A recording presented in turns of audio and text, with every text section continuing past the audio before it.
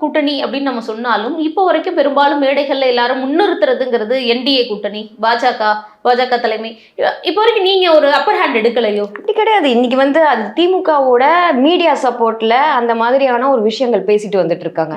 இன்னி வரைக்குமே பாத்தீங்கன்னா அனைத்து இந்திய அண்ணா திராவிட முன்னேற்ற கழகம் தான் ஆட்சி அமைக்கும் இதுதான் பண்ணுவாங்க. அனைத்து இந்திய அண்ணா திராவிட முன்னேற்ற கழகத்தோட கூட்டணிகள்ல தேசிய ஜனநாயக கூட்டணி இருக்கு. இது நீங்க இப்படி புரிஞ்சுக்கணும். ஓகேங்களா? நீங்க வந்து அனைத்து இந்திய அண்ணா திராவிட முன்னேற்ற கழகத்தோட கூட்டணியில தேசிய ஜனநாயக கூட்டணி இருக்கு. ஓகேங்களா? திமுக கூட்டணியில இந்தி கூட்டணி இருக்கு இப்போ. ஓகேங்களா? நம்ம அப்படித்தான் நம்ம பேசுவோமே தவிர இப்போ வந்து திமுக வந்து திரிச்சு பேசிக்கிட்டு இருக்காங்க. அது ஏன்னா குழப்பணும், மக்களை குழப்பணும் அப்படின்றதுக்காக.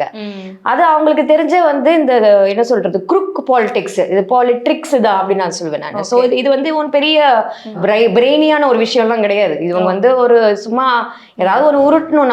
நம்ம ஊழல் இருக்கு, முதலீடு எங்க ஏதாவது கொண்டு வந்தாச்சுன்னா அது அந்த குடும்பத்துக்கு தான் அந்த கான்ட்ராக்ட் போகுது. டெண்டர் பண்ணியாச்சுன்னா அந்த குடும்பத்துக்கு தான் கான்ட்ராக்ட் போகுது. கமிஷனா இருக்கட்டும், கலெக்ஷனா இருக்கட்டும், எல்லாமே ஒரு குடும்பத்துக்கு சேர்ந்துதான் இருக்கே தவிர எதுவுமே வந்து மக்கள் கிட்ட போய் சேர்ந்துச்சுன்னா கிடையாது.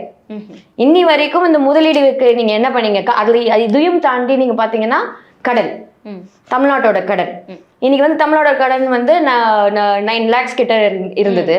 இன்னைக்கு இப்ப 10 லட்சத்துக்கு கிட்ட வந்துரும் அப்படின்னு சொல்லிட்டு ஒரு யோகிக்கிறாங்க. அந்த மாதிரி அந்த அளவுக்கு இருக்கும்போது 5.5 லட்சம் கோடிக்கு நீங்க வந்து கடன் வாங்கியிருக்கீங்க.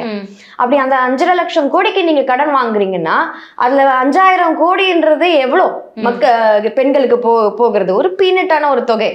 ஓகேங்களா? அதனால அதுவும் லாஸ்ட் மினிட்ல பொங்கலுக்கு கொடுக்க வேண்டிய தொகையை வந்து நீங்க வந்து கம்மி பண்ணி அங்க அப்போ அது கம்மி பண்ணிட்டீங்க.